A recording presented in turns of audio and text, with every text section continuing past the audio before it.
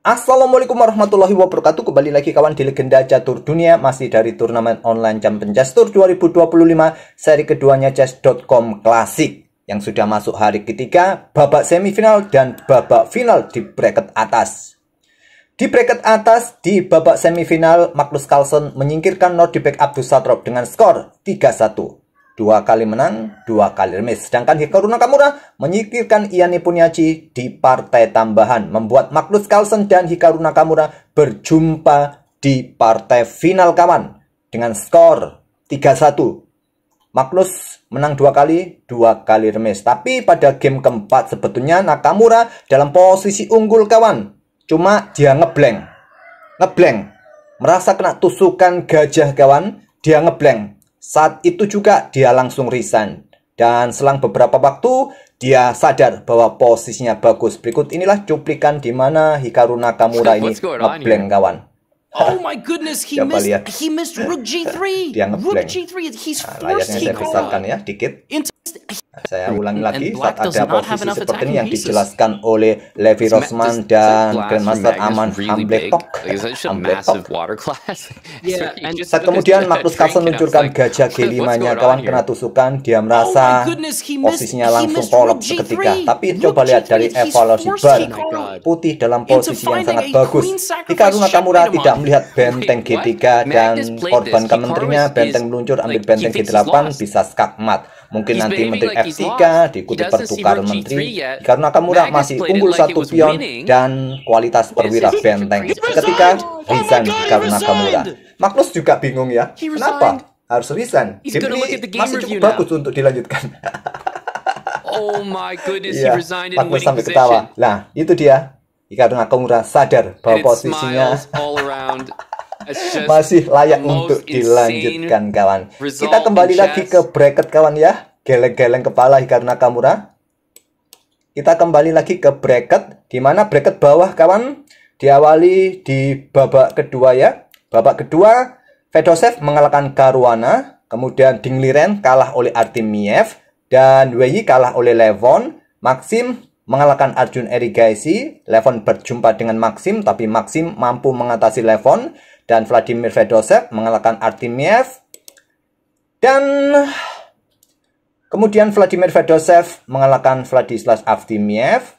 Kemudian Fedoshev akan berjumpa dengan Abdussatrob kawan. Dan Yanepo akan berjumpa dengan Maxim Lagrave. Tentu Hikaru Nakamura ini menunggu pemenang dua bracket ini kawan ya. Pemenang antara Nordibek Abdussatrob, Vladimir Fedoshev, Yanepo kemudian ditarung lagi. Nah, Hikaru Nakamura nanti menunggu salah satu dari 4 pemain ini.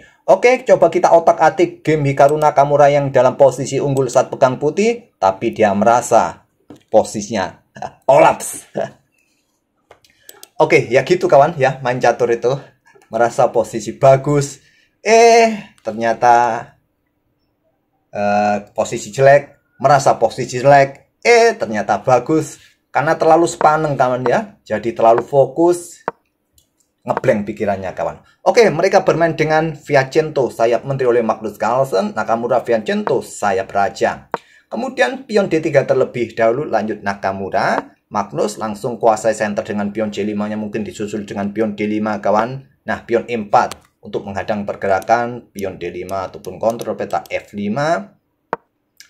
Pion D6 saja dimainkan oleh Magnus. Nakamura langsung rokade setelah pion G6, kemudian di sini kuda G5.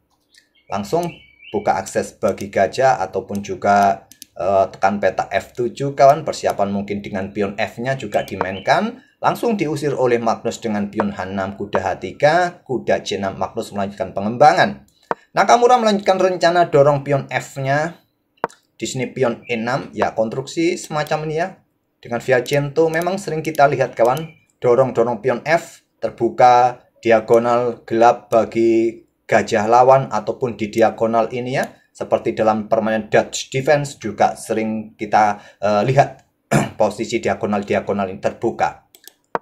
Dengan pion E6 Magnus Carlsen melanjutkannya dan pion C3 untuk kontrol peta D4, peta B4, berikan akses menteri kalau ingin keluar. Gajah G7 Magnus Carlsen melanjutkan pengembangan. Menteri E2 terlebih dahulu dari Nakamura, Magnus rokade pendek juga, dan Nakamura dorong pion G4-nya. Nggak mau menunggu lama. Setelah 2 game pertama berakhir match, game ketiga Nakamura kalah saat pegang hitam. Sekarang Nakamura ingin keluar menyerang duluan. Dengan langkah pengembangan gajah ke E3 terlebih dahulu, sedikit kuat kawan, ataupun kuda ke F2, pion A4, menurut engine jauh lebih kuat dengan pion G4 ini. Oke, ide bagus, dorong-dorong, bongkar permainan. Magnus Carlsen bermain di sisi menteri dengan pion B5, langkah presisi untuk mendapatkan ruang, berikan dukungan pertarungan di sisi menteri. Nakamura terus meluncurkan serangan di sisi raja dengan pion G5, kuda H7. Kalau diterima kawan, mungkin akan diambil menggunakan kuda oleh Nakamura. Memang terlihat pionnya cukup mengganggu ya.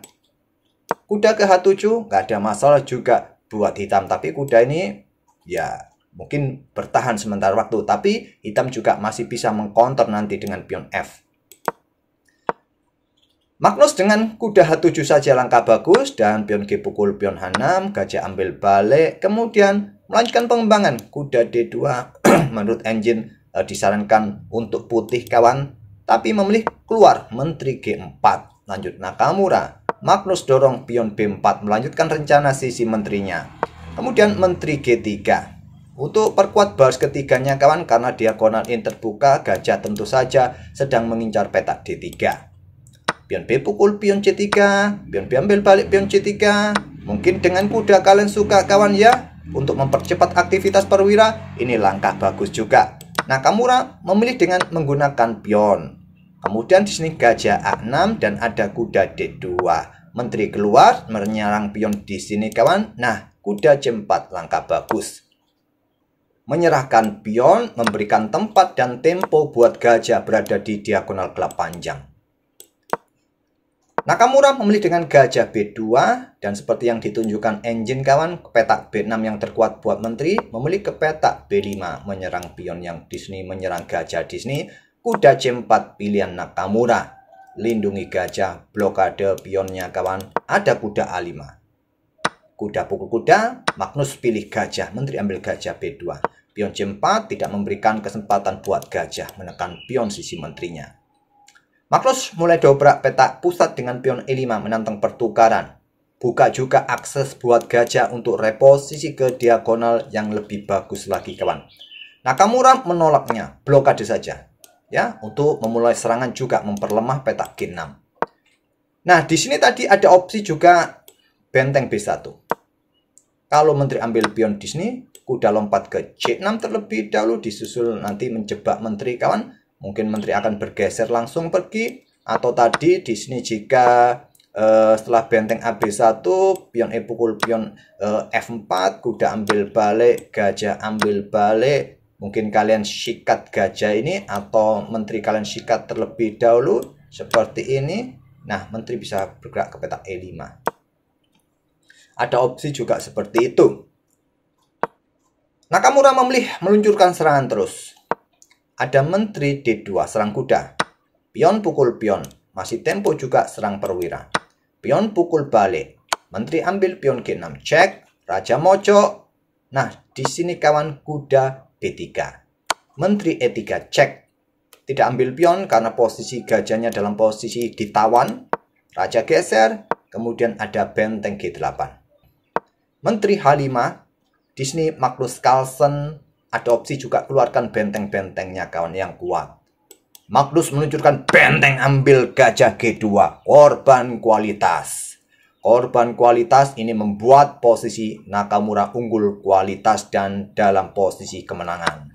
Raja ambil, benteng G8 cek, raja mojok diikuti gajah C8 kawan. Untuk menyerang kuda di sini bersama menteri. Apa yang harus dilakukan kawan di sini? Kalau kuda ini pindah, ada tusukan juga nanti kawan. Benteng F3. Ada menteri E2 dan benteng G1. Langkah bagus kawan. Posisi menteri memang dalam posisi ngepin ya. Persiapan untuk bergerak gajah G4, tapi langsung diantisipasi dengan benteng G1.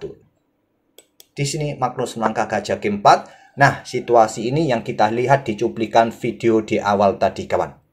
Di sini Hikaru Nakamura mulai ngeblank. Dia langsung resign kawan di posisi ini. Nah, apabila permainan tetap dilanjutkan, maka seperti ini ya. Benteng F yang digeser ke G3.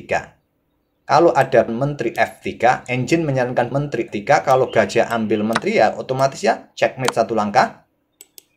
Nah, setelah benteng G3, engine menyarankan menteri F3, benteng ambil menteri, gajah ambil menteri di sini. Nah, benteng pukul benteng cek, raja ambil. Coba hitung. Perwira jumlahnya sama. Jumlahnya sama. 3 perwira kawan, cuma bedanya Nakamura punya benteng dan sepasang kuda. Unggul 1 pion. Nah, langkah berikutnya bisa saja manuver-manuver ya untuk coba kejar pion ini, kejar pion sana kawan. Dan benteng bisa cek mungkin. Nah, pergerakan petak G5 ataupun petak F4 masih bisa dijaga ya. Masih cukup menarik untuk dilanjutkan kawan. Buat putih ataupun jika kalian dengan ide ngeyel, ya cukup menarik buat hitam dengan sepasang gajah. Oke, cukup disayangkan game keempat Hikaru Nakamura ngeblank. Karena terlalu fokus kawan, ngeblank. Semoga bisa menghibur kalian dan kita akan bertemu di video-video berikutnya. Jangan lupa ya, Battle Post Ronda malam minggu kawan. Battle Post Ronda malam minggu. Linknya ada di klub catur. Kalian langsung bisa menuju ke situ. Kalian join langsung.